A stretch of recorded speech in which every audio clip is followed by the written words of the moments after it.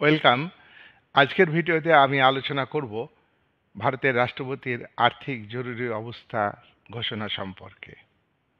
ভারতের সংবিধানের পার্ট 5-এ এবং 360 ধারা 360 আর্টিকেলে ভারতের রাষ্ট্রপতির আর্থিক জরুরি অবস্থা ঘোষণা সম্পর্কে আলোচনা করা হয়েছে। 360 ধারা অনুযায়ী ভারতের রাষ্ট্রপতি যদি সন্তুষ্ট হন, রাষ্ট্রপতি যদি সিদ্ধান্ত নেন যে ভারতের কোনো অংশে বা একাধিক অংশে বা গোটা ভারতবর্ষে আর্থিক সুনাম নষ্ট হয়েছে,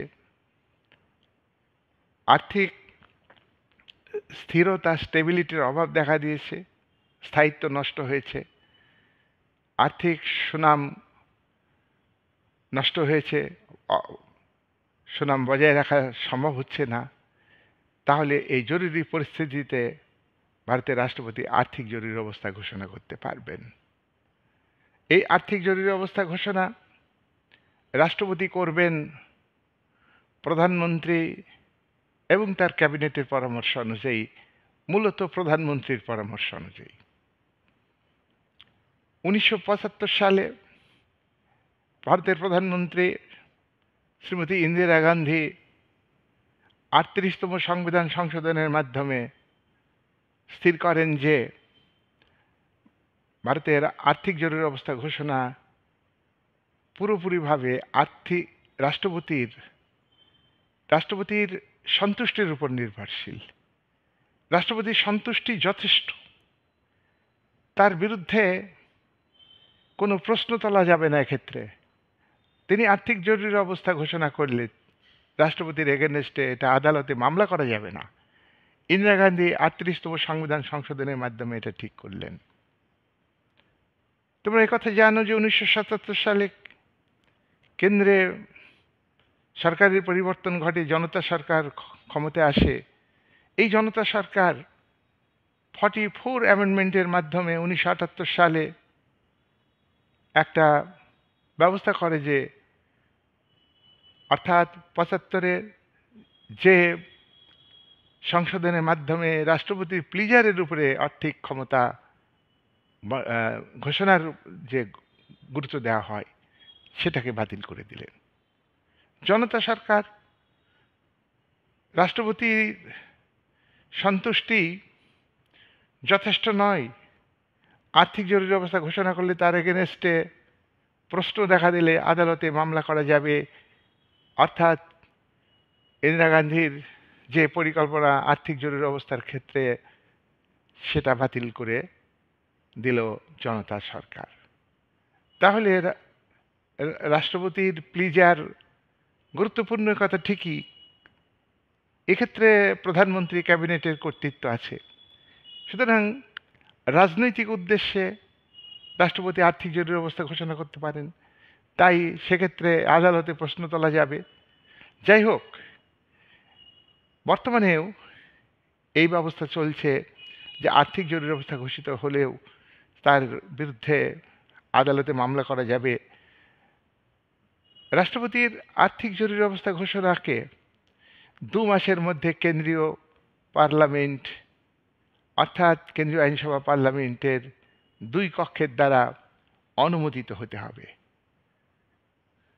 রাষ্ট্রপতি আর্থিক জরুরি অবস্থা ঘোষণা করলেন, ঘোষণাপত্রটি লোকসভাতে 2/3 মেজরিটির ভিত্তিতে পাশ হতে হবে। লোকসভায় মিটিংয়ে উপস্থিত সদস্য তাদের 2/3 মেজরিটি ভোট দিলে তবেই এই আর্থিক জরুরি অবস্থা ঘোষণাপত্রটি অনুমোদিত হবে। তারপর রাজ্যসভাতে যাবে। রাজ্যসভাতেও ঠিক একইভাবে রাজ্যসভায় উপস্থিত সদস্য তারা 2/3 মেজরিটির ভিত্তিতে আর্থিক জরুরি অবস্থা ঘোষণাপত্রটিকে সমর্থন করবে। তারপরে আর্থিক জরুরি অবস্থা ঘোষণাটি বলবৎ হবে। গোটা ভারতবর্ষের ক্ষেত্রে হলে গোটা ভারতবর্ষে প্রয়োগ হবে, আর কোনো অঞ্চলে হলে সেই অঞ্চলে প্রয়োগ হবে। কিন্তু এক্ষেত্রে জাতীয় জরুরি অবস্থা ঘোষণাটি যেমন নির্দিষ্ট সময় পর্যন্ত চলে সেখানে উল্লেখ আছে, আবার রাজ্যে শাসনতান্ত্রিক অচলাবস্থা সংক্রান্ত জরুরি অবস্থা, সেখানেও কতদিন পর্যন্ত এটা চলবে সেটা উল্লেখ আছে। তোমরা জানো এটা 3 বছর পর্যন্ত প্রায় চলবে। জাতীয় জরুরি অবস্থা 1 বছর চলতে পারে, 6 মাস পর পর যদি পার্লামেন্ট অনুমোদন করে। কিন্তু এক্ষেত্রে কতদিন চলবে সেটা নির্দিষ্ট করে বলা নেই। যাই হোক, এই আর্থিক জরুরি অবস্থার ঘোষণা এটা 360 ধারায় উল্লেখ আছে। এই যে ঘোষিত, এটা একটা গুরুত্বপূর্ণ ক্ষমতা রাষ্ট্রপতির, মূলত প্রধানমন্ত্রী ও ক্যাবিনেটের ক্ষমতা। এই আর্থিক জরুরি অবস্থা ঘোষণার ফলাফল কি হতে পারে? আর্থিক জরুরি অবস্থা যদি রাষ্ট্রপতি ঘোষণা করেন, আজও ভারতবর্ষে আর্থিক জরুরি অবস্থা ঘোষিত হয়নি। ঘোষিত হলে কি হতে পারে? 1 নম্বর হলো যে প্রেসিডেন্ট রাজ্যগুলিকে আর্থিক ক্ষেত্রে ব্যয় সংকোচের নির্দেশ দিতে পারেন। নাম্বার 2, প্রেসিডেন্ট বা রাষ্ট্রপতি সমস্ত রাজ্যকে, সমস্ত রাজ্যের কর্মচারী, কেন্দ্রীয় সরকারের কর্মচারী, এক কথায় সরকারের যাবতীয় কর্মচারীদের বেতন ও ভাতা হ্রাস করার নির্দেশ রাষ্ট্রপতি দিতে পারেন। 3 নম্বর, আর্থিক জরুরি অবস্থা ঘোষিত হলে রাজ্য আইনসভাতে যে অর্থ বিল পাস হয়, সেই অর্থ বিল রাজ্যপাল সই করতে বাধ্য। প্রত্যেক রাজ্যেরই রাজ্য আইনসভা যে অর্থ বিল পাস করে, সেই রাজ্যের রাজ্যপাল সই করলে সেটা আইনে পরিণত হয়, আর রাজ্যপাল অর্থ বিলে পাস করতে বাধ্য। তাহলে কিন্তু এক্ষেত্রে আর্থিক জরুরি অবস্থা ঘোষিত হলে সেক্ষেত্রে বিলটা রাজ্যপাল রাষ্ট্রপতির কাছে পাঠাবেন। এই বিল রাষ্ট্রপতির নিয়ন্ত্রণে থাকে। রাষ্ট্রপতি এই বিলের উপর ভিটো দিতে পারেন। ভিটো ক্ষমতার নিয়ন্ত্রণে থাকবে রাজ্য আইনসভা কর্তৃক অর্থ বিল, যদি রাষ্ট্রপতি আর্থিক জরুরি অবস্থা ঘোষণা করেন। 4 নম্বর হচ্ছে যে আর্থিক জরুরি অবস্থা ঘোষিত হলে হাইকোর্টের বিচারপতিদের বেতন ভাতা এবং সুপ্রিম কোর্টের বিচারপতিদের বেতন ভাতা কমানোর নির্দেশ রাষ্ট্রপতি দিতে পারেন। এছাড়া আর্থিক জরুরি অবস্থা ঘোষিত হলে মন্ত্রীদের বেতন কমানোর নির্দেশ, মন্ত্রীদের ভাতা কমানোর নির্দেশ, মন্ত্রীদের আনুষঙ্গিক যে খরচ, সেই খরচ কমানোর নির্দেশ রাষ্ট্রপতি দিতে পারেন। দেশের জনগণের উদ্দেশ্যেও রাষ্ট্রপতি বলতে পারেন যে অপচয় কমাতে হবে, অর্থ যতটুকু দরকার। তার কারণ, একটা দেশের অর্থনৈতিক সংকট দেখা দিলে যেমন রাষ্ট্রপতির দায় আছে, কাউন্সিল অফ মিনিস্টার, কেন্দ্রীয় কাউন্সিল অফ মিনিস্টার, রাজ্য কাউন্সিল অফ মিনিস্টার, রাজ্য আইনসভার সদস্যরা, কেন্দ্রের লোকসভা রাজ্যসভার সদস্যদের, রাষ্ট্রপতির, এমনকি বিচারপতি, সমস্ত এবং জনগণের সকলের কিন্তু একটা দায়িত্ব পড়ে। সবাইকেই এই বিষয়ে আর্থিক সংকটকে মোকাবেলা করবার জন্যে একদিকে যেমন সাধারণ মানুষকে উৎপাদনমূলক কাজ করতে হবে, তেমনি ব্যয় সংকোচ নীতি গ্রহণ করতে হবে। সব ক্ষেত্রে, খাদ্য, পোশাক, বিভিন্ন ক্ষেত্রে এটা কিন্তু আর্থিক জরুরি অবস্থার সময় ঘোষিত হতে পারে। আর্থিক জরুরি অবস্থার বিভিন্ন দিক থেকে আমরা সমালোচনা করতে পারি। কি সমালোচনা? 1 নম্বর হচ্ছে যে আর্থিক জরুরি অবস্থা ঘোষিত হলে এটা কেন্দ্রের প্রধানমন্ত্রী এবং ক্যাবিনেট মন্ত্রীর পরামর্শ অনুযায়ী রাষ্ট্রপতি ঘোষণা করেন। এটা রাজ্যের উপরে অযথা আর্থিক নির্দেশ চাপিয়ে দিতে পারে। কেন্দ্র এক্সকিউজ দেখিয়ে রাজ্যকে রাজস্ব থেকে বঞ্চিত করতে পারে। কেন্দ্রের যে অনুদান এবং অর্থাৎ যে কেন্দ্র রাজ্যে যে বন্টন ব্যবস্থা আছে, সেক্ষেত্রে কেন্দ্রীয় সরকার আর্থিক জরুরি অবস্থার সময় রাজ্যগুলিকে নিয়ন্ত্রণ করতে পারে।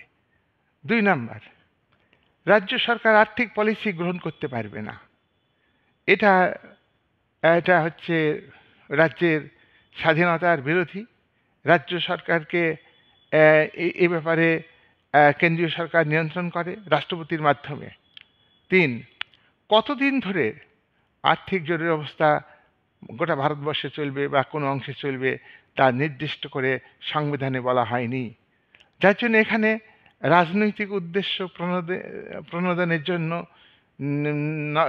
সংকীর্ণ যে রাজনৈতিক ভাবনা ক্ষমতাসীন রাজনৈতিক দল করে, সেক্ষেত্রে তারা কাজে লাগাতে পারে এই আর্থিক জরুরি অবস্থার মধ্য দিয়ে।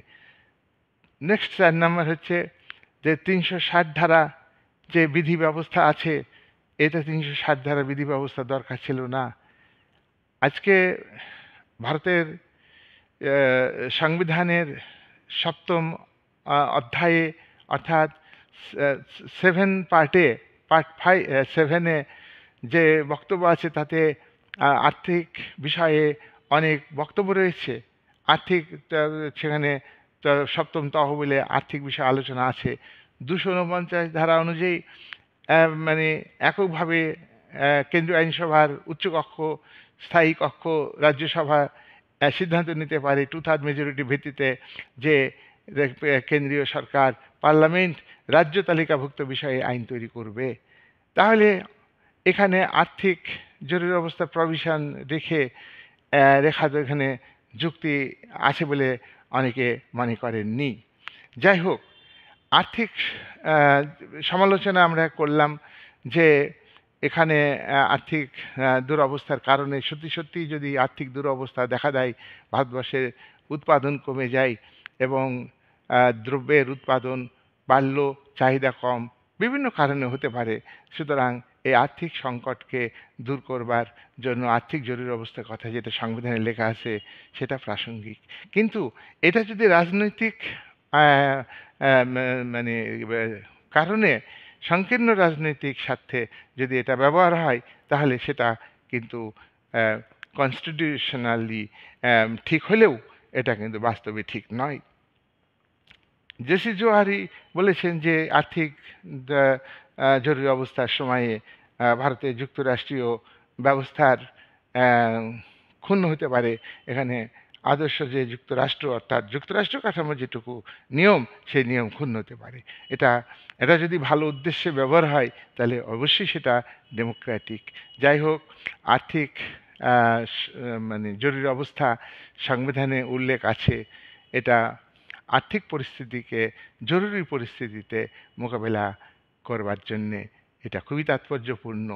এইভাবে আমরা আর্থিক জরুরি অবস্থার কথা আমরা আলোচনা করব এবং এটা কতটা প্রাসঙ্গিক সেটা আমরা ভবিষ্যতে দেখব। আজও এই অবস্থা ঘোষিত হয়নি।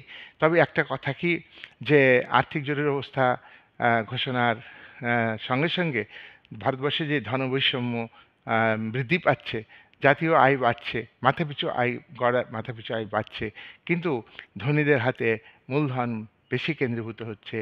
শিল্পের জমির মালিকানা মুষ্টিমেয় ব্যক্তির হাতে কেন্দ্রীভূত হচ্ছে। এখানে সরকার নীরব দর্শকের ভূমিকা পালন করছে। আবার যারা শাসক শ্রেণী রয়েছেন তাদের হাতে মূলধন অর্থ কেন্দ্রীভূত হচ্ছে। মানে কালো টাকা প্রচুর জমা হচ্ছে, সেগুলো কিন্তু মানে সরকার উদ্ধার করতে পারছে না। তাই আর্থিক জরুরি অবস্থার মধ্য দিয়ে যদি এগুলিকে নিয়ন্ত্রণ করতে পারে, তাহলে এই ধারাটি আরও বেশি প্রাসঙ্গিক হবে এবং কার্যকরী হবে। কিন্তু ভারতবর্ষের সরকার পুতুল নাচের পুতুল, অর্থাৎ পাপেটে পরিণত হয়। দেশের ধনশালী ব্যক্তি শ্রেণী তারা সরকারকে নিয়ন্ত্রণ করে। নির্বাচনের সময় ধনীরা প্রচুর অর্থ দেয়। সুতরাং আর্থিক সংকট যদি আসে, শুধু সাধারণ মানুষের কর ফাঁকি দেওয়ার জন্য নয়, সাধারণ মানুষ কর দেয়, পরোক্ষভাবে কর দেয়, কিন্তু যারা হাজার হাজার কোটি টাকা রোজগার করে, আয় করে, তারা স্বনামে বেনামে টাকা রাখে, তারা কিন্তু কর দেয় না, সরকারকে ফাঁকি দেয়। তাছাড়া ভারতবর্ষের সাধারণ মানুষের জীবনযাত্রার মান যেটা বাড়ছে, কিন্তু ধনীদের জীবনযাত্রার মান আরও অনেক বেশি বাড়ছে। এই সমস্ত দিকগুলিকে নজর রাখা খুবই প্রাসঙ্গিক। কিন্তু সরকার এই ব্যাপারে অনেক সময় নীরব দর্শকের ভূমিকা পালন করে। আর সরকারের সঙ্গে যারা যুক্ত তাদের অধিকাংশই অর্থ আত্মসাৎ করে, কারচুপি হয়। দুর্নীতি, আর্থিক দুর্নীতি ভারতবর্ষের রাজনীতিতে ব্যাপকভাবে আছে। এই আর্থিক দুর্নীতি দমনের জন্য যদি এই ধারাকে রাষ্ট্রপতির মাধ্যমে ব্যবহার করা হয় সেটা প্রাসঙ্গিক, কিন্তু তা হয় না। ভারতবর্ষের ক্যাপিটালিস্টরা আজকে পাওয়ারে আসতে এসে গেছে প্রায়। ভারতের সামন্ত শক্তি দুর্বল হয়ে পড়েছে। এই যে কৃষক আন্দোলন হলো, কৃষকদের স্বার্থে বিল, যেটা হলো যে এটা মেনলি হলো ক্যাপিটালিজমকে হাইলাইট করবার জন্যে, কিন্তু জমিদারদের সঙ্গে পুঁজিপতি শ্রেণীর যে লড়াই হলো, যার জন্যে ভারত সরকার কৃষি বিল প্রত্যাহার করে নিচ্ছে। এটা প্রকৃতপক্ষে কৃষক আন্দোলন নয়, এটা জমিদার শ্রেণীর সঙ্গে ভারতের শিল্পপতি ক্যাপিটালিস্টদের লড়াই। এই লড়াইয়ে আর একবার সামন্ত শক্তি জিতলো আর ক্যাপিটালিস্টরা হারলো। কিন্তু তবু আমরা বলবো যে ভারতের যে অর্থনীতি ক্যাপিটালিজম মূলধন ভিত্তিক, কোন দ্রব্য উৎপাদন করলে বেশি লাভ হবে সেই দিকে উৎপাদন হয়। তাই সেক্ষেত্রে এই ফিনান্সিয়াল যে ইমার্জেন্সি সেটাও যদি লাগু করে তাহলে ভারতের অর্থনীতি অনেকটাই ভালো হবে। ভারতের সাংবিধানিক যে অর্থ বৈষম্য দূর করার কথা বলা হয়েছে, যে সংবিধানে পার্ট 4-এ যেটা হলো যে নির্দেশমূলক নীতিতে সম্পদ যাতে মুষ্টিমেয় ব্যক্তির হাতে কেন্দ্রীভূত না হয় তার ব্যবস্থা সরকার গ্রহণ করবে। কিন্তু সরকার নিজেই করাপশনের সঙ্গে যুক্ত। সে কি করে আর্থিক কেলেঙ্কারি, আর্থিক ক্ষেত্রে যে ফ্রড হচ্ছে, ফিনান্সিয়াল ফ্রডগুলো ধরবে, সেই ধরার সাহস তার নেই। সুতরাং এখানে সরকারকে যেমন সৎ হতে হবে, দেশের যারা আমলা সরকারের সঙ্গে যুক্ত অরাজনৈতিক অংশ তাদের সৎ হতে হবে, এবং জনগণকেও সচেতন হতে হবে। জনগণ যে অর্থনৈতিক সংকটের যে কালচার, পলিটিক্যাল কালচার আমাদের ইন্ডিয়ার রাজনীতিতে রয়েছে, সেই পলিটিক্যাল কালচারকে জনগণ যদি অনুকরণ করে তাহলে জনগণ ভুল করবে, সেটাই করে। কিন্তু জনগণকে নিজেও স্বাচ্ছা হতে হবে, নিজে স্বাচ্ছা হয়ে সরকারের বিরুদ্ধে ঐক্যবদ্ধ লড়াই সংগ্রাম গড়ে তুলতে হবে। তবেই আর্থিক কেলেঙ্কারি, আর্থিক সংকট দূর হবে, এবং অর্থনৈতিক ক্ষেত্রে যে তোমার দুর্নীতি সেটাকে বন্ধ করা যাবে। তবেই এই ৩৬০-এর যে তাৎপর্য সেটা কার্যকরী হবে। সেক্ষেত্রে যদি রাষ্ট্রপতিকে প্রধানমন্ত্রী এবং তার ক্যাবিনেট ব্যবহার করে, সত্যি সত্যি ক্যাবিনেট প্রধানমন্ত্রীর যদি সদিচ্ছা থাকে তাহলে বাস্তবে সম্ভব হবে। সেটা কিন্তু স্বৈরাচারমূলক হবে না। তার কারণ সেটা করতে প্রধানমন্ত্রী এবং তার ক্যাবিনেট পারবে না। তার কারণ ক্যাবিনেট এবং প্রধানমন্ত্রী ক্যাপিটালিস্টদের পুতুল নাচের পুতুল, পাপেট হিসাবে ভূমিকা পালন করে। এই বলে আজকের আলোচনা আমি শেষ করলাম।